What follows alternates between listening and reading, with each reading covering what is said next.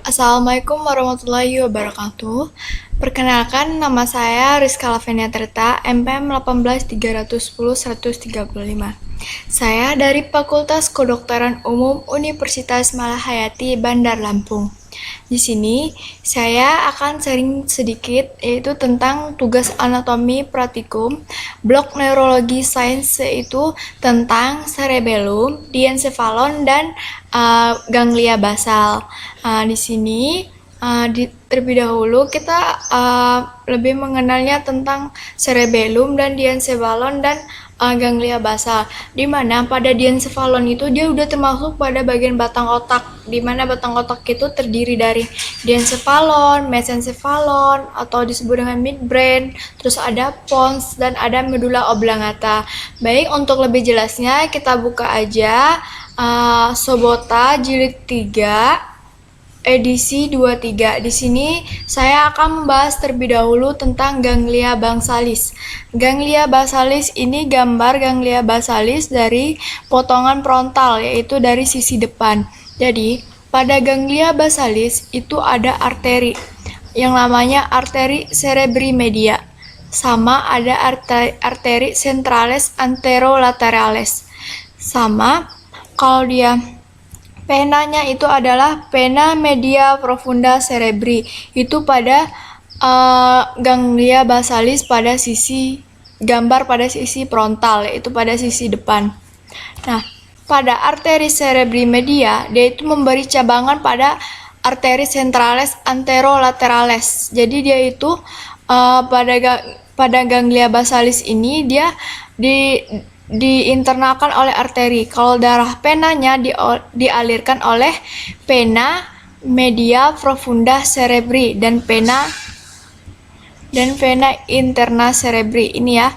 Kalau venanya itu pada ganglia basalis dia itu dialirkan oleh dua vena, yaitu ada vena interna cerebri, ini interna cerebri, dan satu lagi ada vena media profunda cerebri. Ini ada vena profunda cerebri.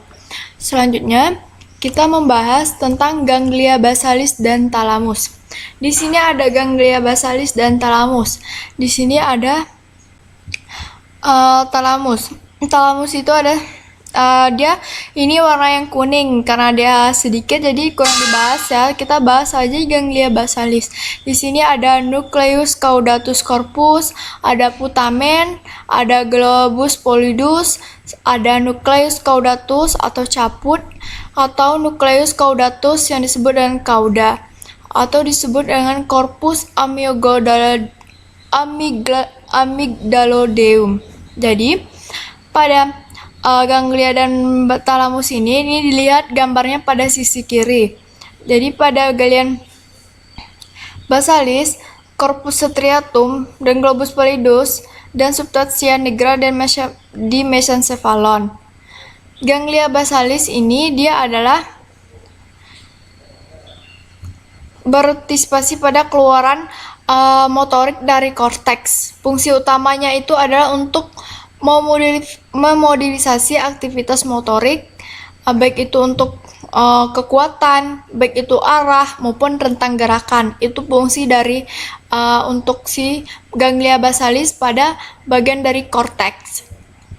Selanjutnya jadi pada ganglia basalis untuk dia secara langsung dia dibantu oleh korteks juga untuk bisa menyampaikan impuls motorik maupun sensorik itu secara langsung dan tidak bisa dihambatnya.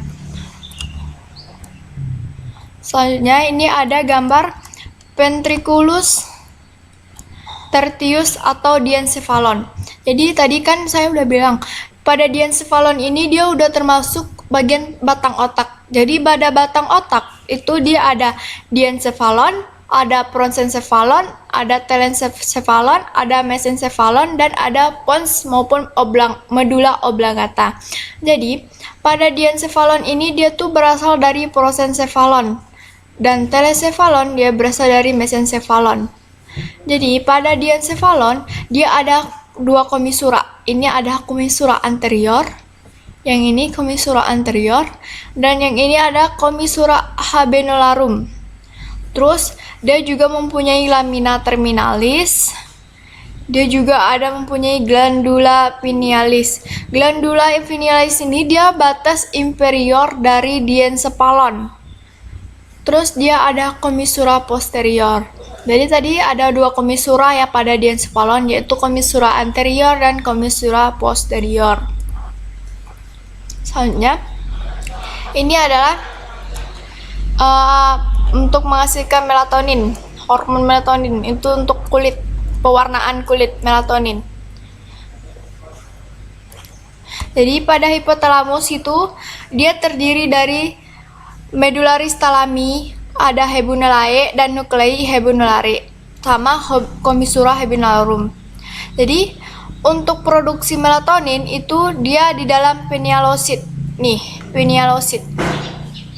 Di dalam pinealocyte dia dirangsang atau dipengaruhi sama glandula pinealis. Ini glandula pinealis ini yang merangsang untuk terjadinya melatonin ini di pinealis tadi. Terus melatonin ini bisa dipengaruhi oleh cahaya. Jadi sangat bekerja jika dipengaruhi oleh cahaya. Melatonin ini juga bekerja di nukleus suprachiasmaticus. Jadi nukleus suprachiasmaticus ini dia adalah lengkungan balik yang dilanjutkan kepada retina tractus retinophthalmicus. Lalu nukleus ventricularis di hipotalamus diteruskan pada ganglion cervicalis superior. Jadi produksi melatonin meningkat di tengah kegelapan, yaitu yang dipengaruhi oleh glandula pinealis. Ini glandula pinealis baru terjadinya melatonin.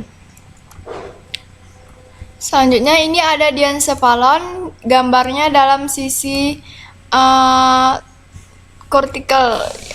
Ini ada ventriculus letaris, ada capsula interna, ada nuclei reticularis, ada nucleus anteriores, nucleus mediales, terus nuclei metatalmi. Nuclei metatalmi itu terbagi dua, ada nucleus corporis geniculate lateralis sama nucleus corporis geniculate medialis. Terus ini ada nucleus reticularis, ada nucleus pravicularis, nucleus contromedianus. Selanjutnya kita bahas ini di otak. Jadi tadi di otak itu memiliki dua hemisfer, yaitu hemisfer bagian kanan maupun hemisfer bagian kiri. Ini adalah gambar hemisfer untuk dilihat dari sisi kiri, atau ini adalah hemisfer kiri. Kalau ini adalah hemisfer kanan yang dilihat dari sisi tengah. Selanjutnya ini ada radiotones thalami dan kapsul interna. Jadi ini adalah gambar untuk diproyeksikan ke korteks. Selanjutnya kita akan membahas lesi. Lesi itu ada nuklei lesi thalamix dan lesi thalamix spesifik. Kalau dia lesi thalamix non spesifik, dia ada gangguan sirkulasi darah. Jadi dia bisa mengakibatkan terjadinya penurunan kesadaran serta penurunan kewaspadaan. Kalau dia lesinya rusak di nuklei thalamix spesifik, dia bisa merusak bagian motorik maupun sensorik. Jadi bisa menimbulkan nyeri, bisa menimbulkan paralisis maupun ataksia, bisa menimbulkan perubahan kepribadian. Ini area hipotalamus yang dilihat dari sisi kiri. Nah, di sini ada neurohipofisis, ada adenohipofisis. Neurohipofisis dan adenohipofisis dia berperan pada blok endokrin, yaitu dia untuk menghasilkan hormon-hormon.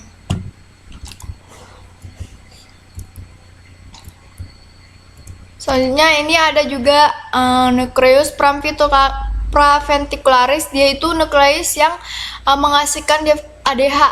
Dia ADH-nya itu definisi terhadap ADH, sehingga dia ginjal kita itu sulit untuk menyerapkan air di tubulus, sehingga dapat menyebabkan diabetes insipidus, itu pada kerusakan nukleus praventricularis. Di sini ada gambar juga mesencephalon. Jadi mesencephalon ini juga termasuk bagian batang otak tadi.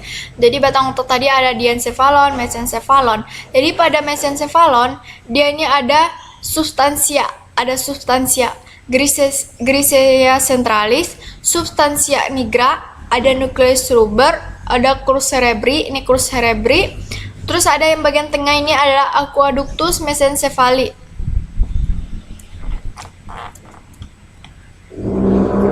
Selanjutnya ini ada mesencephalon dan diencephalon yang dilihat dari inferior. Jadi dilihat dari inferior ada nucleus rubber, juga ada substansia Grisea centralis, ada aqueductus mesencephali, dan di sini juga ada furunculus cerebri. Terus ada juga nervus opticus kedua. Nervus opticus kedua ini dia berfungsi untuk penglihatan, yaitu nervus kedua atau nervus opticus. Nih, di sini baik kita akan membahas klinisnya. Jadi klinisnya itu jadi ada penyakit Parkinson, di mana penyakit Parkinson ini dia disebabkan oleh kekurangannya dopamin. Kekurangannya dopamin itu sehingga dapat mengakibatkan kematian jaringan otot neuron. Jadi rentan terjadinya penyakit Parkinson ini dia sekitar umur 20 sampai 70 tahun. Kalau dia terjadi pada umur 20 tahun, itu disebut dengan juvenile Parkinson atau penyakit Parkinson pada anak-anak atau pada orang dewasa jika dia terjadi 20 tahun. Jika dia terjadi pada umur 60 tahun, itu masa paling tinggi rentan terjadinya Parkinson. Jadi, pria itu lebih tinggi risikonya terjadinya penyakit Parkinson karena pria itu memiliki pekerjaan yang berat, terus dia juga perokok, terus dia kalau dia bekerja berat, dia paling rentan jika terjadi cedera kepala atau trauma kepala. Jadi pada otak ini paling sering untuk terjadinya cedera kepala. Kalau terjadi cedera kepala, otomatis kepala maupun tengkorak maupun kraniumnya bisa terjadi kerusakan, sehingga itulah menyebab terjadinya lebih rentan pria terjadinya penyakit Parkinson dari laki-laki. Terus klasifikasinya itu dia masih idiopatik, jadi masih belum jelas penyebabnya. Tapi yang sudah pasti penyebabnya itu dia kekurangan dopamin pada kadar dopamin, penurunan kadar dopamin sehingga mengakibatkan kematian neuron. Selanjutnya dia tuh juga gejala awalnya tuh dia pasti terjadi tremor. Jadi pada Parkinson ini gejala awalnya 70% dia pasti terjadi tremor. Terus dia akan terjadi tremor, terus dia terjadi kekakuan, terus dia terjadi kelambatan, terus hilang rasa pada bagian tangan, terus gangguan untuk menulis. Itu dia penyakit Parkinson. Untuk penyakit Parkinson, untuk triasnya tersendiri itu adalah pertama tremor. Terus dia rigid itu adalah kekakuan. Terus dia akinesia. Akinesia tuh kedipan mataannya kurang. Terus dia biasanya juga pada matanya tuh ada yang kecil, ada maupun yang besar bagian pupilnya. Terus ada posture instability, berarti dia ada gangguan pada postur tubuhnya. Itu terias pada penyakit Parkinson.